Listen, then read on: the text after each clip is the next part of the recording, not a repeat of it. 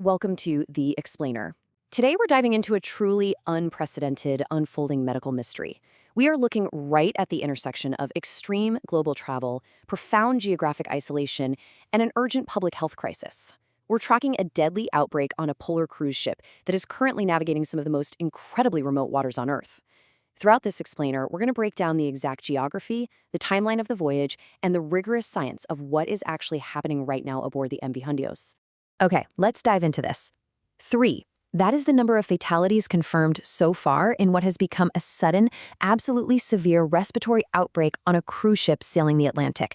Now, you have to imagine this. In a closed, isolated environment like a ship at sea, a cluster of 3 rapid fatalities from a rare pathogen that instantly triggers the highest level alarms across global health organizations. It's the kind of scenario that literally transforms what was supposed to be a luxury expedition into a desperate minute-by-minute fight for survival. But the scope of this crisis actually extends well beyond those 3 tragic fatalities. According to the World Health Organization, a total of 6 people have been sickened so far. This includes 1 confirmed laboratory case, alongside 5 other suspected cases. Now, I know what you might be thinking. Those numbers might sound kind of small, especially compared to the massive global pandemics we've all lived through recently. But you have to put it into perspective. In the closed, incredibly dense ecosystem of a ship at sea, a cluster of 6 severe cases of a highly lethal virus isn't a small thing. It is a massive public health event that requires immediate, highly coordinated international intervention. So, here's our structural roadmap for today. 1. Tragedy in the Atlantic. 2. Tracking the MV Hondius.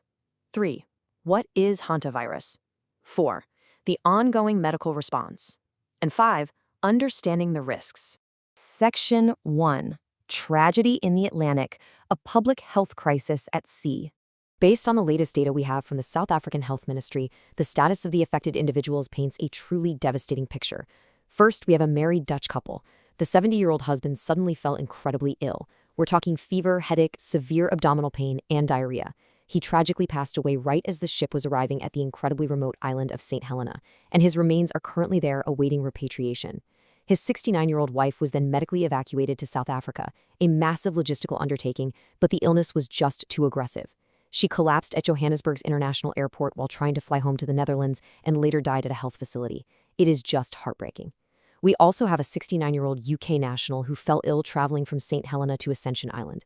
His lab results officially confirmed hantavirus, and he is currently fighting for his life in a South African ICU. The AFP news agency is also citing a source saying an unnamed 3rd fatality remains on board the ship right now, alongside 2 crew members who are actively symptomatic.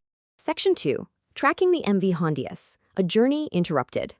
Let's move to and see how this builds by looking at the vessel itself. The MV Hondius is an ice-strengthened polar cruise ship operated by Oceanwide Expeditions. It's 107.6 meters long, it features 80 cabins, and aboard this vessel we have roughly 150 tourists from various countries, 57 crew members, and 13 guides.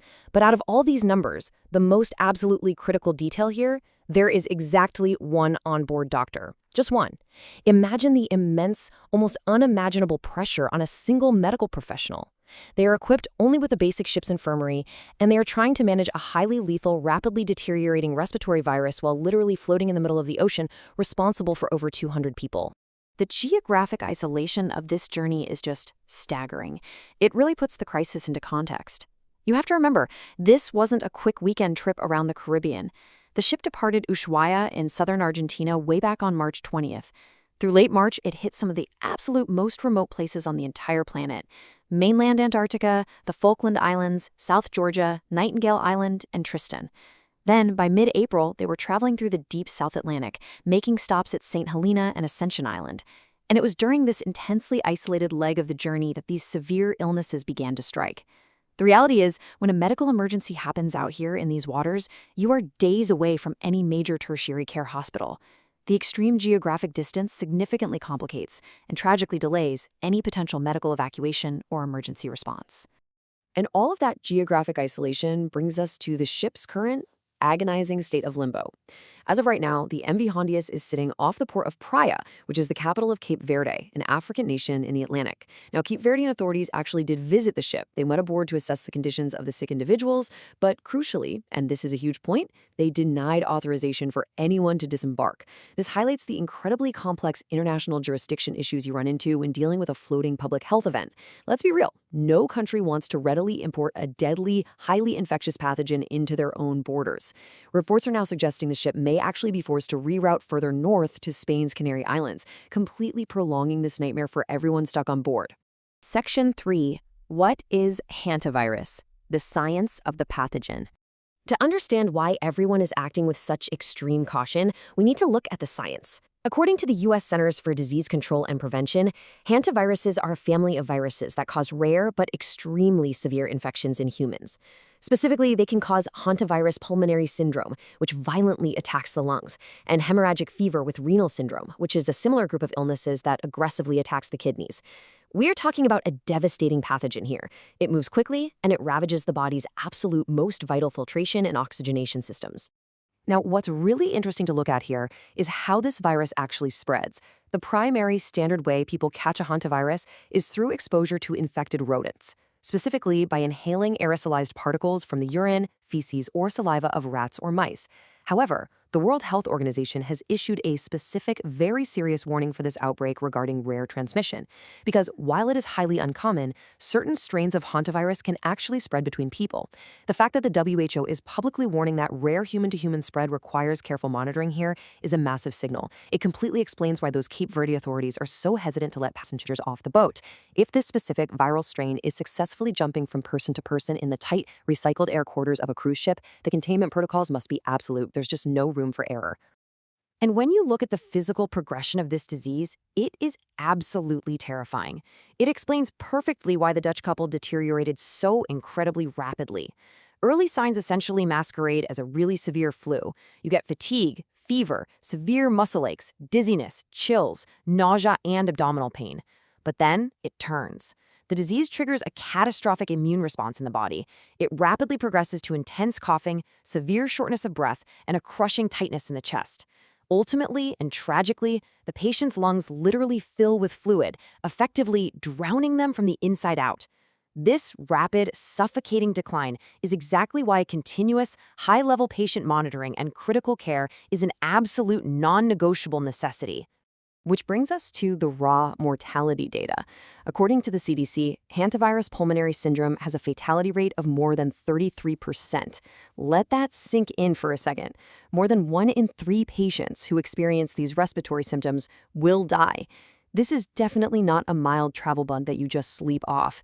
It is a heavy-hitting, highly lethal pathogen that requires the immediate, sophisticated resources of an intensive care unit to even have a chance at ensuring survival. To really contextualize just how lethal and how shockingly unpredictable this virus is, we can actually look at a recent, highly publicized case. Just over a year ago, in February 2025, Betsy Arakawa, the wife of legendary Hollywood actor Gene Hackman, tragically died of hantavirus pulmonary syndrome.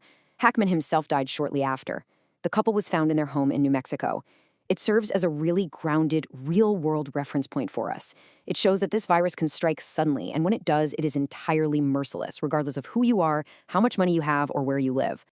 Section 4. The ongoing medical response, containment, and care. So what is being done right now? The response is an incredibly active, highly coordinated, multi-pronged effort. Step 1 is focused on immediate, critical care for the UK national who is actively fighting the virus in the South African ICU, alongside the deeply complex diplomatic task of repatriating the remains of the deceased from St. Helena. Step 2 involves the WHO and ocean-wide expeditions desperately trying to facilitate a safe medical evacuation for the 2 remaining symptomatic crew members who are still trapped on the ship off the coast of Cape Verde. And Step 3 is where we get into the deep science. The World Health Organization is actively conducting intense epidemiological investigations and laboratory testing. They're urgently sequencing the virus to understand exactly what strain they are dealing with and to conclusively determine if human-to-human transmission is the driving force behind this specific terrifying cluster. Section 5. Understanding the risks. Contextualizing the outbreak. So the crucial point is summarized perfectly by this direct statement from the ship's operator. Quote, "The priority of ocean-wide expeditions is to ensure that the two symptomatic individuals on board receive adequate and expedited medical care." At the end of the day, when you strip away the terrifying CDC statistics, the wildly complicated maritime law, and the intense WHO investigations, this is fundamentally a human story. It's about a single onboard doctor and international agencies scrambling against the clock to preserve human life, all while navigating an unprecedented logistical nightmare at sea. Which leaves us with this incredibly provocative, vital question to think about. As adventure tourism pushes further and further into the absolute most remote corners of the globe, how do we effectively manage and contain complex, highly lethal public health crises on isolated cruise ships? The tragic voyage of the MV Hondius proves that our global travel ambitions can sometimes completely outpace our actual ability to respond to nature's most deadly pathogens. It's a very delicate, frankly dangerous intersection of human exploration and public health, and how the international community handles the days ahead with this ship will undoubtedly set a major precedent for the future. Thank you for joining me for this explainer, and keep questioning the world around you.